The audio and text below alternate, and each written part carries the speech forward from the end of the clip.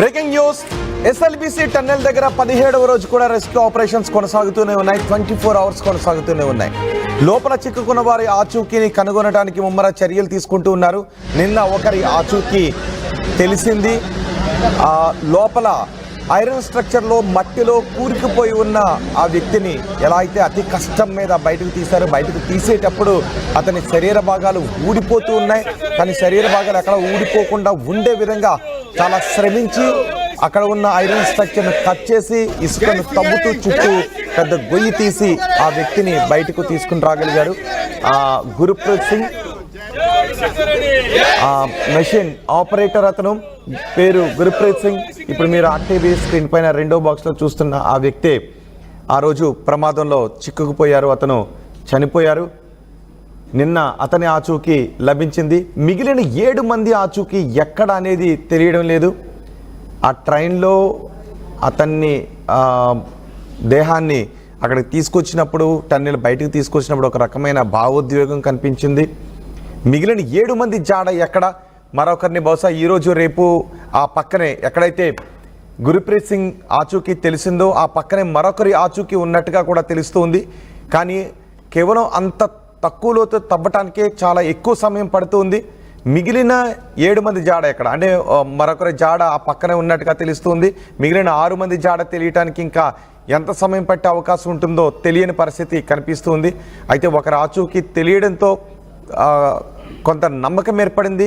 మిగిలిన వారి ఆచూకీ కూడా అతి త్వరలోనే కనుగొంటాం. అతి త్వరలోనే మొత్తం రెస్క్యూ ఆపరేషన్స్ పూర్తి చేసి ఆ 8 మంది జాడ ప్రపంచానికి చెబుతామని రెస్క్యూ ఆపరేషన్లో పాల్గొన్న సిబ్బంది చెప్తున్నారు.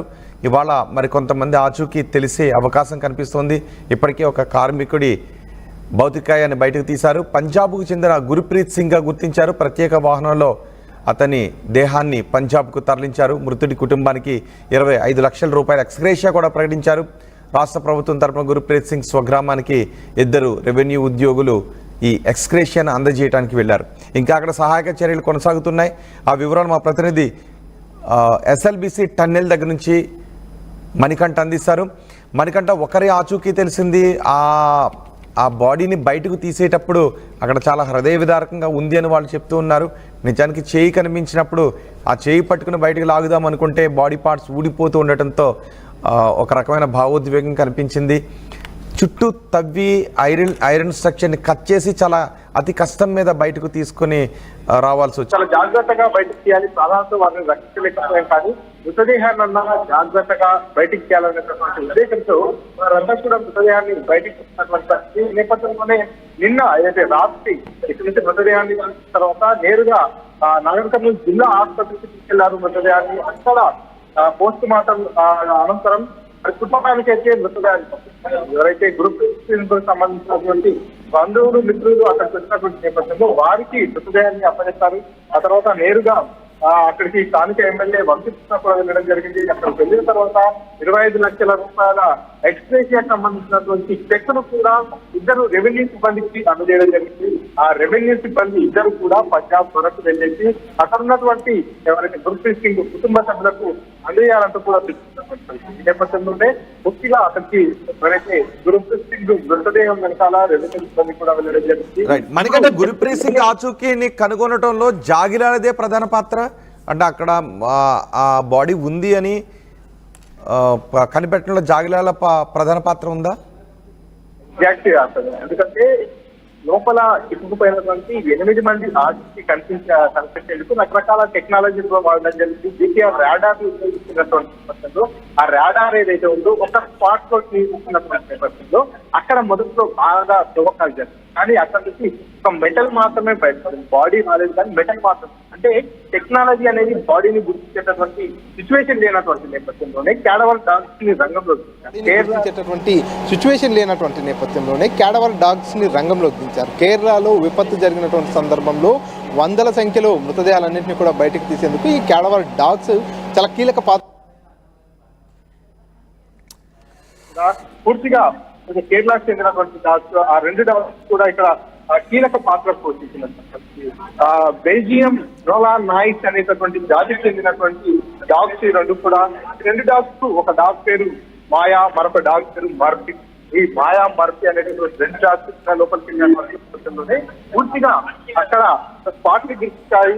అక్కడ ఏదైతే 2 స్పాట్లు గుర్తించిన నేపథ్యంలో ఒక స్పాట్ దగ్గర ఈ ఏదైతే జీపీఆర్ రాడర్ కావచ్చు, అదేవిధంగా ఈ క్యాడవర్ డాగ్స్ కావచ్చు 2 ఒకే ప్రాంతంలో చూపించిన నేపథ్యంలో ఈ క్యాడవర్ డాగ్స్ కావచ్చు 2 ఒకే ప్రాంతంలో చూపించిన నేపథ్యంలో అక్కడ 2 స్పాట్లలో కూడా తవ్వకాలు జరుపుతున్నారు.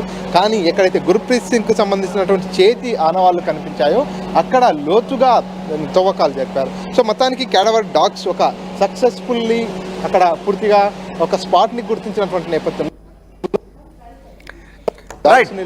అంటే 2 స్పాట్లు గుర్తించాయి కదా. ఈ రోజు రెండో స్పాట్ లో ఆల్రెడీ తవ్వకాలు ప్రారంభమయ్యాయా? ఎంతసేపట్లో అక్కడ తవ్వకాలు రెండో స్పాట్లో తవ్వకాలు పూర్తి కావడానికి అవకాశం ఉంటుంది?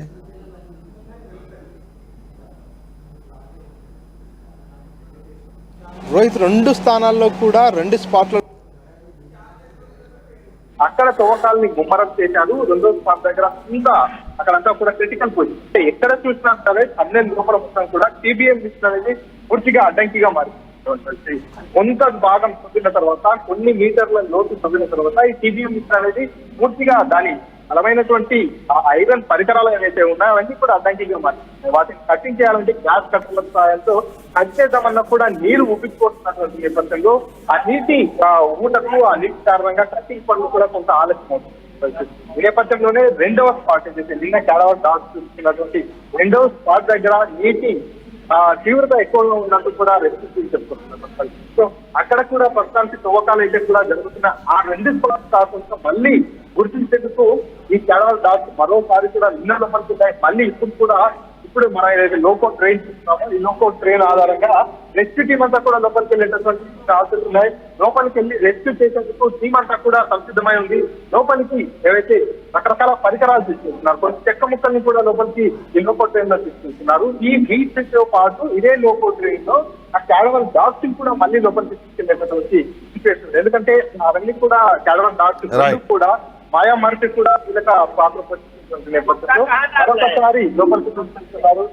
పూర్తిగా అయితే సింగరేణి రెస్క్యూ టీమ్ తో పాటు అంతా రెస్క్యూ టీమ్ అంతా కూడా లోపలికి వెళ్తున్నారు. చూస్తున్నాం కదా ఏదైతే లోకల్ ట్రైన్ పైన ఆ చెక్కల లాంటి పరికరాలను కూడా అందిస్తున్నారు. కొన్ని ఏదైతే రెస్క్యూ అక్కడ బురదలో ముందుకెళ్లాలంటే ఎటువంటి పరికరాలు అవసరమో వాటన్నిటి కూడా తీసుకుంటున్నారు.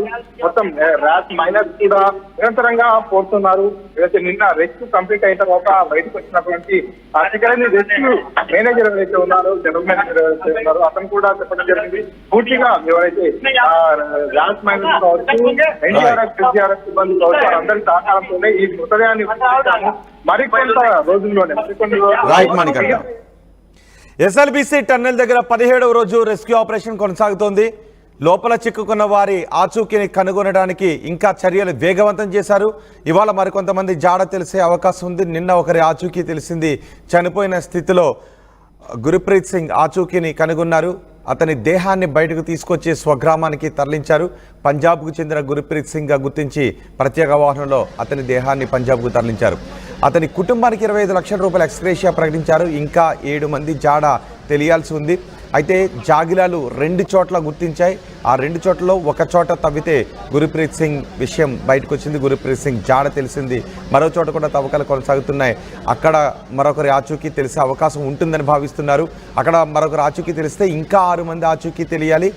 వారి ఆచూకీ ఎప్పటికి తెలుస్తుందో, ఎప్పటికీ తవ్వకాలు పూర్తవుతాయో తెలియని పరిస్థితి కనిపిస్తుంది. కానీ నిన్న ఒకరిని బయటకు తీసి అతని దేహాన్ని కుటుంబ సభ్యులకు అప్పగించడంతో మిగిలిన వారి ఆచూకీని కూడా త్వరలోనే కనిపెడతాము అనే నమ్మకం రెస్క్యూ సిబ్బందిలో కలిగింది.